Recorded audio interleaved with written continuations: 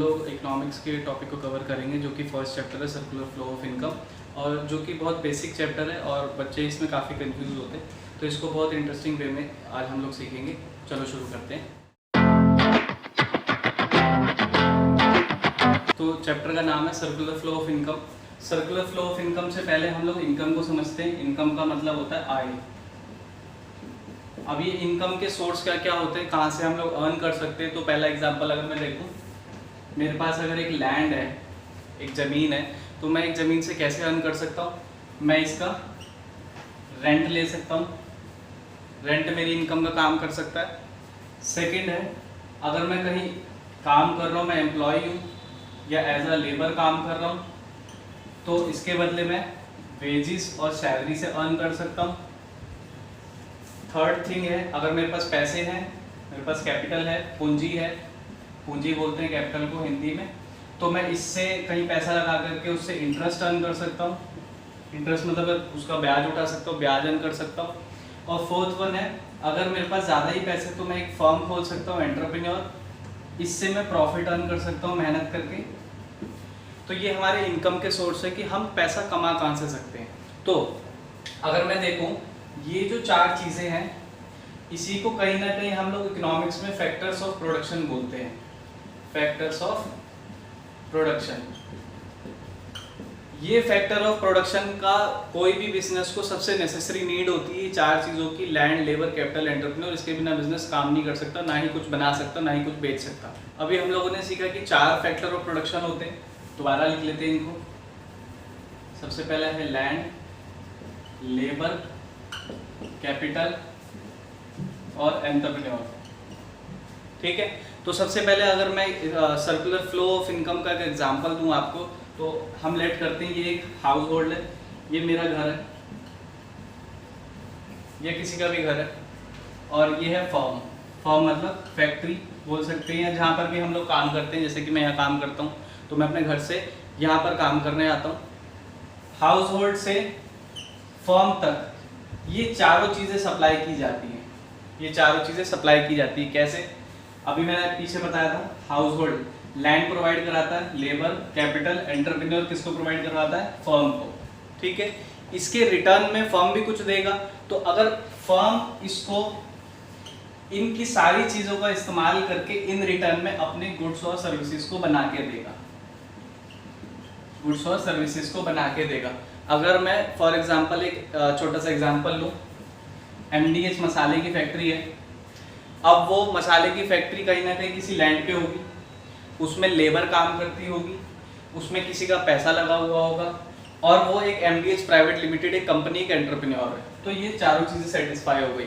अब इतनी सारी चीज़ें लगाकर ये जो फैक्ट्री है, इन रिटर्न में इनका इस्तेमाल करके अपने गुड्स बनाएगी। गुड्स का मतलब है मसाले बनाएगी। क्यों? क्योंकि MDH की कंपनी जो कि मसालों में डील करते हैं। ऐसे कोई भी कंपनी आप लोग एग्जांपल में ले सकते हैं। यहाँ पर अगर हम देखें तो एक सर्कुलर मोमेंटम है, ये लोग ये सारी चीजें प्रोवाइड करा रहे हैं और फर्म इनको गुड्स और सर्विसेज प्रोवाइड करा रहा है। तो this is nothing but the circular flow.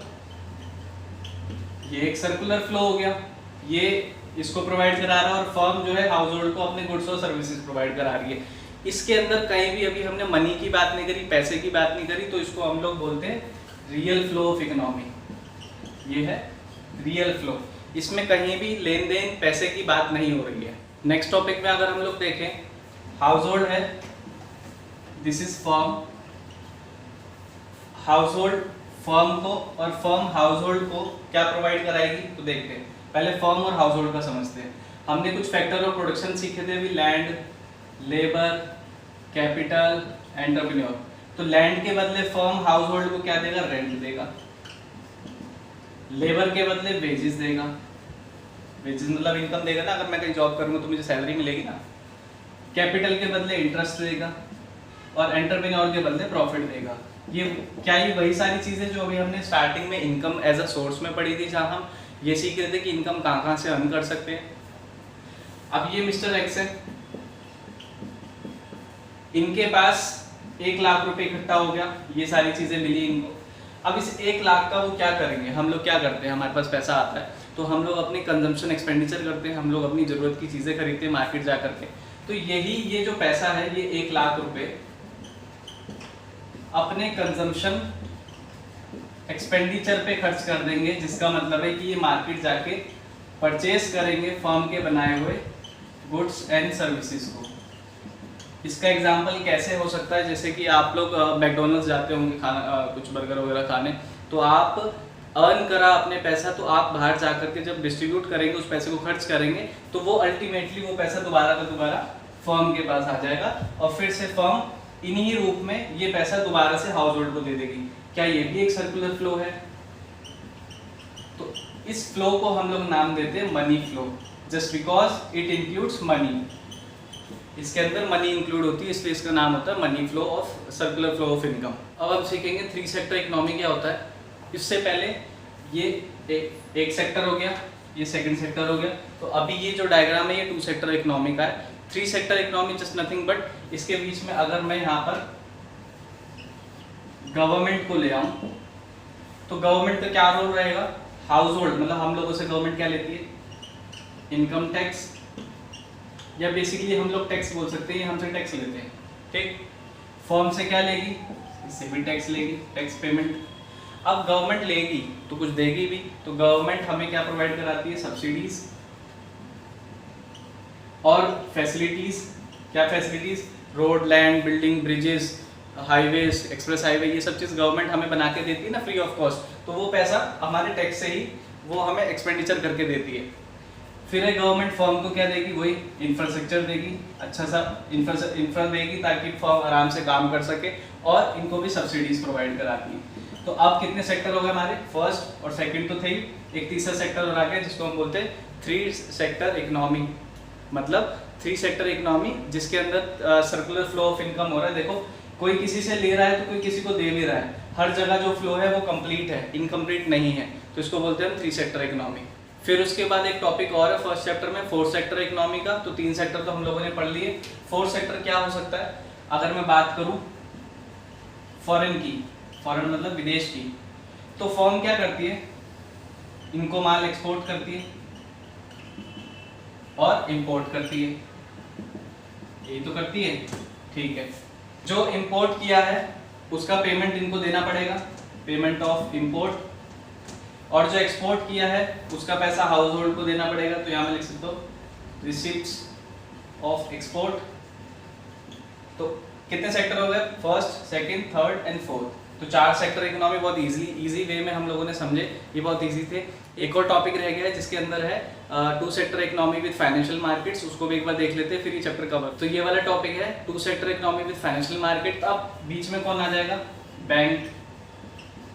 Just literally हम लोग बैंक से क्या करते हैं? हाउस होल्ड क्या करता है? हम लोग अपनी सेविंग्स बैंक में जमा कराते हैं क्या? हाँ, कराते हैं। बैंक से क्या हम लोग बोरो करते हैं क्या? करते हैं। फर्म अपने करंट अकाउंट में क्या डिपॉजिट कराती है? मनी, हाँ कराती है। और क्या फर्म लोन्स लेती है? लॉन्ग टर्म लोन्स वगैरह, जैसे मुकेश अंबानी या अनिल अंबानी ने लिया हुआ है। तो खैर ये था 2 sector economy with financial market. इसके अलावा और कोई पढ़ने की जरूरत नहीं है, और यही इंपॉर्टेंट है, यही एग्जाम में आते हैं। और बेसिकली आप एग्जाम्स में अगर डायग्राम का यूज करेंगे तो इट विल बी बेटर। पढ़ने के बाद इन सबको याद रखना अगर मुश्किल होगा तो मैं एक बहुत ईजी एग्जाम्पल में आप सबको ये समझाता हूँ कि ये सर्कुलर फ्लो ऑफ इनकम होता क्या है। तो सपोज करिए ये मैं हूँ या मिस्टर एक्स है ये, ठीक है। मेरे पास 1000 रुपये है, मैं कहीं से अर्न करके लाया, मुझे सैलरी मिली। इस सैलरी को ले जा करके मैंने यहाँ पर ये राशन की दुकान है, इसको बोल सकते हैं XYZ ग्रोसरी शॉप। ये लाला जी बैठे हुए हैं मोटे पेट वाले।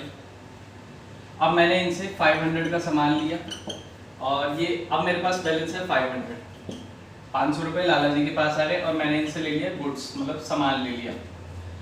500 इनके पास आ गए। अब ये 500 इनको भी कहीं ना कहीं खर्च करने पड़ेंगे, क्योंकि इनके पास जो माल आया है वो भी तो कहीं से लाए होंगे। तो ये मिस्टर सोनू से ये वाला माल लेकर आए थे, ये 500 रुपये इन्होंने इसको दे दिए। मिस्टर सोनू मिस्टर राहुल से लेकर आए थे, ये 500 रुपये यहाँ पर आ गए। मिस्टर राहुल मेरे स्टूडेंट है और मेरे पास पढ़ने आएंगे तो ये 500 रुपये अल्टीमेटली कहाँ पर आ जाएंगे, मेरे पास आ जाएंगे। अब देखो मेरे पास 500 थे, 500 और आ गए, अल्टीमेटली मेरे पास 1000 रुपये है अब।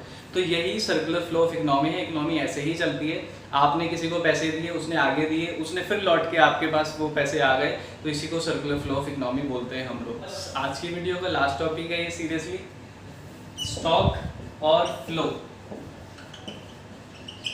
आप लोगों की स्क्रीन पे एक फोटो दिखाई दे रही होगी जिसके अंदर टैप है, टैप से वाटर फ्लो हो रहा है, तो मतलब है कि उस फ्लो को हम एक पर्टिकुलर पीरियड ऑफ टाइम के अंदर कैलकुलेट कर सकते हैं कि 1 घंटे के अंदर उस टैप से कितना पानी निकल गया। अब उसी टैप के नीचे आपने देखा एक बकेट है, एक कप है, या कुछ भी ग्लास बोल दो आप, उसमें वो पानी स्टोर हो रहा है। तो हम एक point of period of time के अंदर हम लोग ये बोल सकते हैं कि उस कप के अंदर 2 लीटर पानी है, 1 लीटर है या 5 लीटर है। तो सिंपल सी बात है, स्टॉक को हम लोग कैलकुलेट कर सकते हैं एक पॉइंट ऑफ टाइम में। जैसे कि 3 बजे मतलब 3 o'clock में, मतलब 3 बजे आपकी जेब में कितने पैसे हैं? अभी देखो जेब में पैसे, हाथ डाल के देखो कितने पैसे हैं। अभी इमीडिएटली आपके पास जितने भी पैसे हैं जेब के अंदर वो है स्टॉक, जो कि अभी होल्डिंग पे है, अभी हमने रोके हुए हैं। और फ्लो का मतलब है इस पूरे 1 साल में आपने कितने पैसे स्पेंड किए, उसको अगर हम कैलकुलेट करें तो वो है फ्लो। फ्लो का मतलब है कि एक पर्टिकुलर पीरियड ऑफ टाइम, एक समय अवधि में आपने जितना भी खर्चा किया उसको हम लोग बोलते हैं पीरियड ऑफ फ्लो। इसको एक मैं और एग्जांपल से समझा सकता हूँ।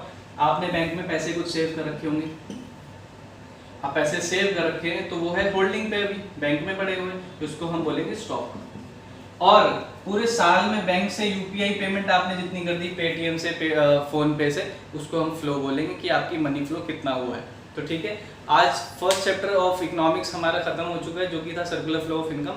इजी चैप्टर था पर थोड़ा टेक्निकल था, इसमें डायग्राम्स का ज़्यादा यूज होता है, तो एग्जाम में आप डायग्राम्स वगैरह बनाएंगे तो you will score better. Next topic के अंदर हम लोग कवर करेंगे कि जीडीपी, जीएनपी ये सब कैसे निकालते हैं। So thank you for watching the guys and like and share the video.